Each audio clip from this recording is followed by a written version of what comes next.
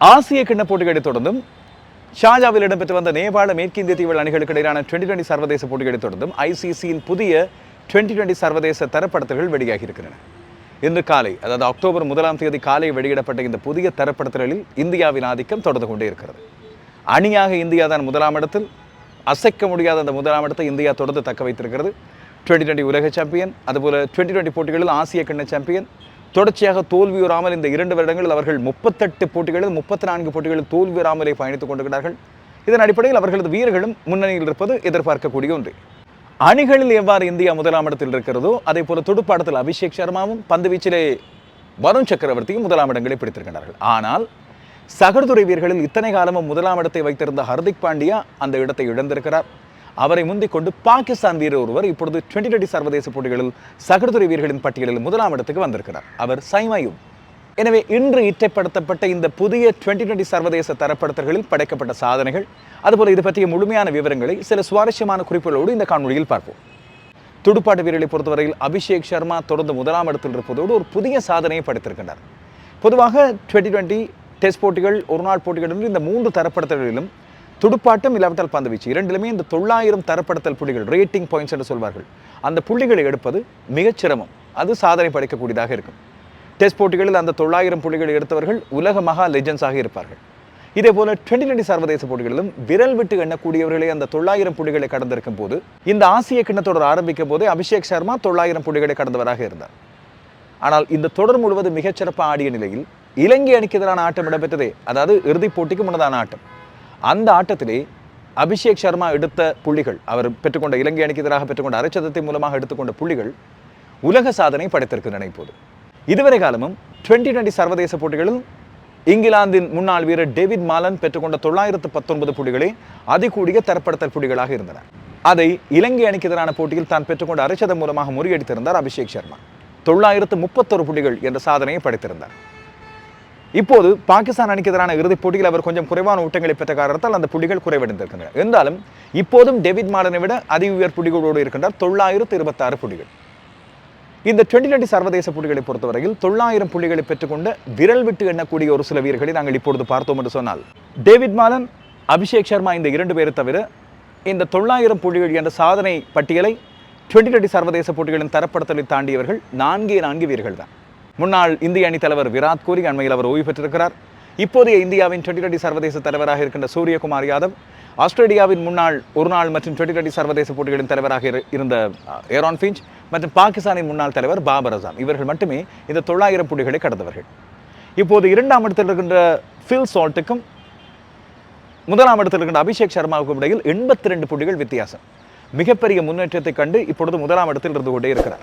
அபிஷேக் சர்மாவின் தொடர்ச்சியான அதிரடி இந்திய அணிக்கு வெற்றிகளை பெற்றுக் கொடுப்பதோடு பவர் பிளேயில் இந்தியாவின் ஆதிக்கத்தை அதிகரித்திருப்பதோடு அண்மையில் நடைபெற்று முடிந்த ஆசிய கிண்ண தொடரின் நாயகன் விருதையும் அவருக்கு பெற்றுக் கொடுத்திருந்தது. 3ஆவது இடத்திலே இந்தியாவின் திலக் வர்மா, ஆசிய கிண்ண தொடரின் இறுதிப் போட்டியின் நாயகன், மிகச்சிறப்பாக பயமில்லாமல் ஆடக்கூடிய மற்றொரு இடதுகை துடுப்பாட வீரர் அவர். 4ஆம் இடத்திலே இருக்கின்றார் இங்கிலாந்தின் முன்னாள் அணித்தலைவரான ஜாஸ் பட்லர். 5ஆம் இடத்திலே இலங்கையின் பேத்து நிசங்க. அண்மை காலமாக தொடர்ச்சியாக இலங்கைக்கான 3 ஃபார்மேட்டுகளிலும் மிகச்சிறப்பாக ஆடி வருகின்ற பேத்து நிசங்க இப்பொழுது தன்னுடைய அதிகூடிய தரப்படுத்தல் புள்ளிகளோடு இந்த 5ஆம் இடத்தை பெற்றிருக்கிறார். இந்த ஆசிய கிண்ண தொடரில் இலங்கை சார்பாக பிரகாசித்த வெகு சில வீரர்களில் அவரும் ஒருவர் என்பது அனைவருக்கும் தெரியும். பேத்து நிசங்க பெற்றுள்ள T20 சர்வதேச தரப்படுத்தல் புள்ளிகள் 779 அவரது தனிப்பட்ட அதிகரித்த புள்ளிகள் மட்டுமல்ல, இலங்கை சார்பாக 2020 சர்வதேச போட்டிகளில் துடுப்பாட்ட வீரர்கள் பெற்றுக்கொண்ட 5ஆவது கூடிய புள்ளிகளாகும். TM தில்ஷான், மஹேல ஜாவர்தன, குமார் சங்கக்கார, குசல் பெர்ரா ஆகியோருக்கு பிறகு இப்பொழுது 5ஆம் இடத்திலே பேத்து நிசங்க இருக்கிறார். 2020 சர்வதேச போட்டிகளில் முதல் 10 இடங்களில் உள்ள இன்னும் ஒரு இலங்கை வீரர் குசல் ஜனித் பெர்ரா. இதுபோல இந்த முறை நடைபெற்று முடிந்த ஆசிய கிண்ண தொடர் மூலமாக முன்னேற்றத்தை கண்டுள்ள மற்றொரு துடுப்பாட்ட வீரராக பாகிஸ்தானின் ஷஹீப் ஜாடா ஃபர்ஹானையை நாங்கள் குறிப்பிடலாம். 11 ஸ்தானங்கள் மேலிருந்து இப்பொழுது 13ஆம் இடத்துக்கு வந்திருக்கின்றார். ABD வில்லியர்ஸுக்கு பிறகு புதிய 360 என்று சொல்லி கொண்டாடப்பட்ட சூரியகுமார் யாதவ் தலைமை பதவி கிடைத்ததுக்கு பிறகு துடுப்பாட்டத்தில் சறுக்கி வருகிறார் என்பது வெளிப்படையாக தெரிகின்ற விடயம். இந்த ஆசிய கிண்ண தொடரிலும் அவர் 72 ஓட்டங்களை எடுத்திருந்தார். ஆனால் அணியை வழிநடத்தி இந்திய அணிக்கு ஆசிய கிண்ணத்தை வென்று கொடுத்தார் என்ற அடிப்படையில் அவரை பற்றிய விமர்சனங்கள் பெரிய அளவில் எழவில்லை. ஆனால் ஆசிய கிண்ணம் முழுவதும் அவர் ஆடி எடுத்த மொத்த ஓட்டங்கள் 72 மட்டுமே. ஒரு போட்டியில் கலக்கலாக ஆடி ஆட்டம் இழக்காமல் 47 ஓட்டங்களை எடுத்திருந்தார். அதே போல எதிரணி பாகிஸ்தான் அணியின் தலைவராக இருந்த சல்மான் அலி யகாவும் 72 ஓட்டங்களை எடுத்திருந்தார். இதுதான் தலைவர்களுக்கு இடையில் மிக பெரும் பொருத்தமாக இருந்தது. அந்த சூரியகுமார் யாதவ் அண்மைக்கால 2020 சர்வதேச தரப்படுத்தலில் தொடர்ச்சியாக வீழ்ந்து கொண்டே போகிறார். இப்போது அவர் 8ஆம் இடத்தில் இருக்கிறார். அவருக்கு மேலே டிம் சைஃபர்ட் 7ஆம் இடத்திலே, 6ஆம் இடத்திலே ஆஸ்திரேலிய அணியின் அதிரடி துடுப்பாட்ட வீரரான டிராவிஸ் ஹெட் இருக்கின்றார். இன்று நியூசிலாந்து அணிக்கு எதிராக ஓரளவு அவர் வேகமாக ஆடியிருந்தார். ஆனால் இன்றைய நாளில் அசத்தியவர் ஆஸ்திரேலிய அணியின் தலைவராக இருக்கின்ற மார்ஷ் 85 ஓட்டங்களை பெற்றிருந்தார். இதுபோல நியூசிலாந்தின் புதுமுக வீரர் டிம் ராபின்சன் தன்னுடைய முதலாவது 2020 சர்வதேச சதத்தை இன்றைய நாளில் அசத்தலாக எடுத்தும் அவரது அணி தோற்று போயிருந்தது. பந்து வீச்சாளர் பட்டியலில் வருண் சக்கரவர்த்தி அண்மையில் முதலாம் இடத்தை பிடித்துக் கொண்டார். நியூசிலாந்தின் ஜேக்கப் டஃபியிடமிருந்து அந்த முதலாம் இடத்தை தக்க வைத்துக் கொண்டார் வருண் சக்கரவர்த்தி. அந்த முதலாம் இடம் அவருக்கு உறுதியாக இருக்கின்றது. இந்த ஆசிய கிண்ண தொடரிலும் அவர் 7 விக்கெட்டுகளை வீழ்த்தியிருந்தார், ஓட்டங்களையும் கட்டுப்படுத்தியிருந்தார். 2ஆம் இடத்திலே தொடர்ந்து ஜேக்கப் டஃபி இருக்க, 3ஆம் இடத்திலே ஆஸ்திரேலியாவின் சுழல் பந்து வீச்சாளர் ஆடம் ஜாம்பா அவர் மிகச்சிறப்பான முறையில் பந்து வீசி இப்பொழுது 3ஆம் இடத்தை கைப்பற்றியிருக்கிறார்.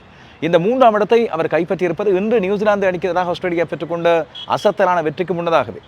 எனவே அவர் தன்னுடைய பந்துவீச்சின் மூலமாக இந்த 3ஆம் இடத்தை இந்த வாரம் பெற்றுக்கொண்டார் என்பதை விட இந்த அப்டேட், இந்த ICC தரப்படுத்தலின் நிச்சயப்படுத்தலில் மற்ற பந்து வீச்சாளர்கள் சில பேர் சரக்கியது அவர் 3ஆம் இடத்துக்கு வர உதவி இருக்கிறது. 4ஆம் இடத்திலே மேற்கிந்திய தீவில் தோல்வியுற்ற ஷாஜாவில் இடம்பெற்ற நேபாளத்துக்கு எதிரான 2020 சர்வதேச தொடரில் அவர்களுக்கு தலைமை தாங்கியிருந்த அகீல் ஹுசைன் இருக்கிறார். இந்த ஆசிய கிண்ண தொடரை பொறுத்தவரையில் இலங்கை ரசிகர்களுக்கு மிக ஏமாற்றமாக இருந்தாலும் துடுப்பாட்டத்தில் பத்தும் நிசங்க மிகச்சிறப்பான முறையில் பிரகாசித்திருந்தார். குசல் பெர்ரா, குசல் மெண்டிஸ் ஆகியோர் ஒரு சில இடங்களில் தங்களுடைய பெருபர்களை வெளிப்படுத்தியிருந்தார்கள். தஸ்வின் ஷானக்கவும் கூட பந்துவீச்சை பொறுத்தவரையில் 3 பேர் சிறப்பாக செய்திருந்தார்கள். அதில் 2 பேர் தொடர்ச்சியாக, ஒருவர் வனிது ஹசரங்க, இன்னொருவர் துஷ்மந்த் சமீர். இதிலே வனிது ஹசரங்க இப்பொழுது 6ஆம் இடத்தை பிடித்திருக்கிறார். தன்னுடைய பந்துவீச்சின் மிக நேர்த்தியான பந்துவீச்சு மூலமாக 2020 சர்வதேச போட்டிகளில் அவர் 6ஆம் இடத்தை பிடித்திருக்க. 8ஆம் இடத்தில் இருக்கிற நுவான் துஷார். இந்த 2 பேருக்கு இடையில் 7ஆம் இடத்தில் இப்போது பாகிஸ்தான் அணிக்காக இந்த ஆசிய கிண்ண தொடரில் சிறப்பான முறையில் பந்து வீசி இருக்கின்ற அப்ரார் அகமது இருக்கின்றார். ஆனால் அப்ரார் அகமது இந்த இறுதிப் போட்டிக்கு முன்னதாக 4ஆம் இடத்திலே இருந்தார். இறுதிப் போட்டியிலேயே அவரது பந்துவீச்சு பெரிய அளவில் இந்திய அணிக்கு எதிராக ஈடுபடவில்லை. இதனால் அவர் இப்பொழுது 7ஆம் இடத்துக்கு விழுந்திருக்கிறார். குல்தீப் யாதவ் அண்மை காலமாக இந்திய அணியின் மிகச்சிறப்பான விக்கெட் சேகரிப்பாளர். 2020 சர்வதேச போட்டிகள் என்று வந்தால் அவர் விக்கெட்டுகளை வீழ்த்தி கொண்டே இருக்கிறார். இதன் காரணமாக இப்பொழுது இந்தியாவின் முதல் தெரிவாக அவர் இருக்கிறார். ஆனால் அவரோடு கூட பந்து வீசுகின்ற வருண் சக்கரவர்த்தி 1ஆம் இடத்தில் இருக்க, இந்த ஆசிய கிண்ண தொடரில் சிறப்பான முறையில் பந்து வீசியிருக்கின்ற குல்தீப் யாதவ் 9 ஸ்தானங்கள் மேலிருந்து அவர் 12ஆம் இடத்துக்கு வந்திருக்கின்றார். அவருக்கு மேலே இருக்கின்றார் பங்களாதேஷின் அனுபவம் வாய்ந்த முஸ்தபிசுர் ரஹ்மான். 13ஆம் இடத்திலே குல்தீப் யாதவ் மற்றும் வருண் சக்கரவர்த்தி ஆகியோரோடு சேர்ந்து பந்து வீசுகின்ற இந்தியாவின் மற்றொரு சுழல் பந்து வீச்சாளரான அக்சார் பட்டேல் இருக்கின்றார். அவரை இப்பொழுது சமப்படுத்தியிருக்கின்றார் பாகிஸ்தானின் ஷாஹின் ஷா அஃப்ரிடி. இவர்களுக்கு கீழே இருப்பவர் ஒரு சில மாதங்களுக்கு முதலாம் இடத்தை வைத்திருந்த இந்தியாவின் மற்றொரு சுழல் பந்து வீச்சாளர் ரவி பிஷ்னாய். நடந்து முடிந்த ஆசிய கிண்ண தொடர் பல்வேறு காரணங்களால் இந்திய பாகிஸ்தான் சர்ச்சையாக இருந்தாலும் இந்திய வீரர்களது முன்னேற்றம் எதிர்பார்த்த ஒன்று. அவர்கள் எந்த ஒரு போட்டியிலும் தோற்காமல் 7 போட்டிகளிலும் வென்று சாம்பியனாகி இருந்தார்கள். ஆனால் மற்ற ஆசிய அணிகளை பொறுத்தவரையில் எதிர்பார்த்த அணிகளான ஒரு சில இளம் அணிகள், வளர்ந்து வரும் அணிகளை தாண்டி பாகிஸ்தான் கடைசியாக இறுதிப் போட்டிக்கு வந்து சேர்ந்தது. அந்த பாகிஸ்தான் அணிகளும் பிரகாசித்த நட்சத்திரங்கள் ஒரு சிலர்.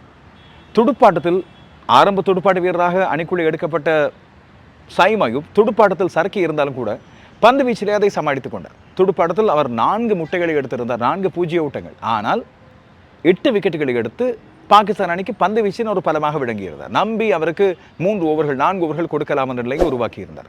அவர் கைப்பற்றிய இந்த 8 விக்கெட்டுகள் மூலமாக சகோதரி வீரர்களின் பட்டியலில் அவர் 4 ஸ்தானங்கள் மேலிருந்து 1ஆம் இடத்துக்கு வந்திருக்கிறார். ஜிம்பாப்வேயின் சிக்கந்தர் ராசா, நேபாளத்தின் திபேந்திர சிங் ஐரி, ஆப்கானிஸ்தானின் முகமது நபி மற்றும் 1ஆம் இடத்தில் இருந்த இந்தியாவின் சகோதரி வீரர் ஹர்திக் பாண்டியா ஆகியோரை தாண்டி இந்த 1ஆம் இடத்தை தன்வசப்படுத்திருக்கின்றார் சைம் அயூப். ஹர்திக் பாண்டியாவுக்கு இந்த தொடர் பெரிய அளவில் அவருக்கு துடுப்பாட்டத்திலும் கை கொடுக்கவில்லை. பந்து வீச்சிலும் ஒரு சில போட்டிகளில் மட்டுமே அவர் சிறப்பாக பந்து வீசியிருந்தார். அதைவிட கொடுமையாக இறுதிப் போட்டியிலே உபாதை காரணமாக அவரால் ஆட முடியாமல் போனது. எனவே இதையெல்லாம் பயன்படுத்தி கொண்டு சைம் அயூப் இவர்களை தாண்டி 1ஆம் இடத்துக்கு வந்திருக்கிறார். 6ஆம் இடத்தில் இலங்கையின் வனிது ஹசரங்க இருக்கிறார். இந்த முழுமையான 2020 சர்வதேச தரப்படுத்தல்கள், முதல் 20 இடங்களில் உள்ளவர்களது சுருக்கமான விவரங்கள், சில சாதனை குறிப்புகள், இது மட்டுமில்லாமல் ஏனைய டெஸ்ட் மற்றும் ஒருநாள் போட்டிகள் இப்போதைக்கு பெரிய அளவில் இடம்பெறவில்லை என்ற காரணத்தால் அதிலே குறிப்பிடப்படுகின்ற சில முக்கியமான விடயங்களை இன்று இரவு நேரலையில் உங்களுக்கு விவரமாக கொண்டு வருகிறேன். இந்த தரப்படுத்தல்களை பற்றிய கேள்விகள் ஏதாவது இருந்தால், இல்லாவிட்டால் தரப்படுத்தல்களில் யார் யாரை நீங்கள் இன்னும் கவனித்துக் கொண்டிருக்கிறீர்கள், அவர்களது இடங்களை பற்றிய தேடுதல் உங்களுக்கு தேவையாக இருந்தால் கீழே கமெண்ட்ஸாக குறிப்பிடுங்கள். அவற்றை பற்றியும் இரவு நேரலையில் பேசுவோம்.